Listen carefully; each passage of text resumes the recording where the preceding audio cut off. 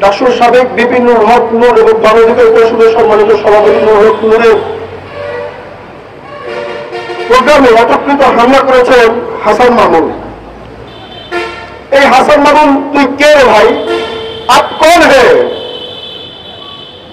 হাসান মামুনের কোন অস্তিত্ব বিগত চিন্তান হাসিনা বিরোধী সংগ্রামে ছিল না।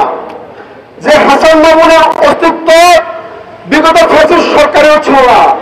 এই হাসান মামুনের বিরুদ্ধে কোনো মামলা নেই, কোনো দমনপীড়ন নেই, কোনো জেল জুলুম নেই, অথচ একজন সুবিধাভোগী নেতা আজকে বিএনপির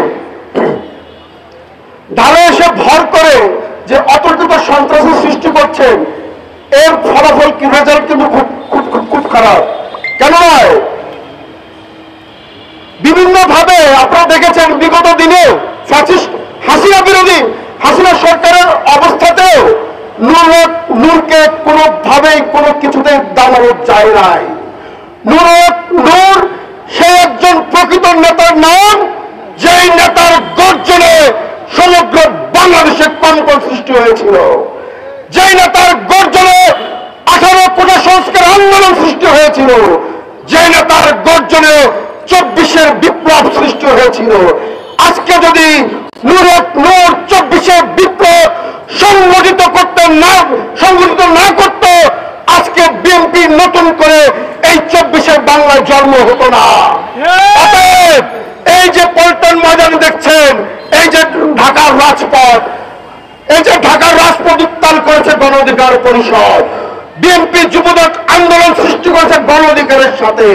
বিএনপির অফিসে যখন তালা ঝুলে এই ঢাকার রাজপথ গণ অধিকারের নেতৃবৃন্দ উত্তাল করেছে, বিএনপিকে রাজনীতিতে হাইপে ওঠানোর চেষ্টা করেছে।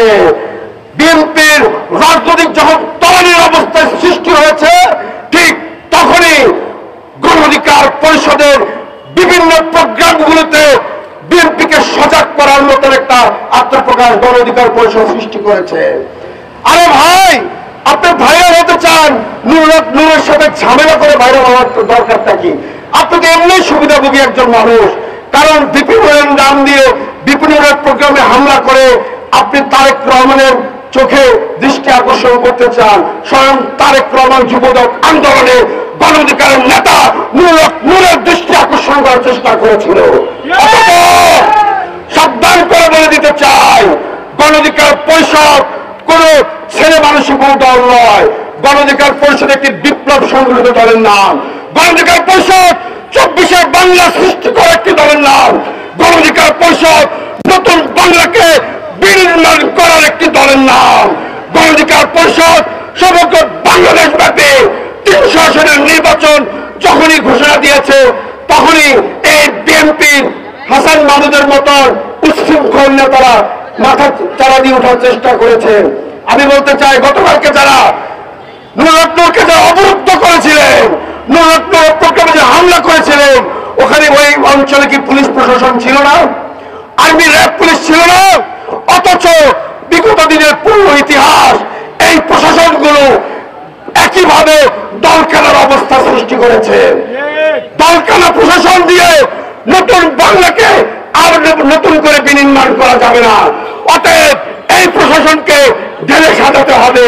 এই অন্তর্বর্তীকালীন সরকারকে বলে দিতে চাই, যে সুশৃঙ্খলার নামে আপনারা নতুন বাংলা বিনির্মাণ করতে চেয়েছিলেন, যে শৃঙ্খলা বর্ধন করতে চেয়েছিলেন, যে সংস্কার করতে চেয়েছিলেন, এই অকেজো ফ্যাসিস্ট মার্কা প্রশাসনকে সরিয়ে দিতে হবে। সমস্ত সেক্টর থেকে আমলাগুলোকে সরিয়ে দিতে হবে। তবেই নতুন বাংলার বিনির্মাণের স্বপ্ন আমরা নতুন করে দেখতে পাবো। সকল প্রদত্ত আহ্বান জানিয়ে বক্তব্য শেষ করতে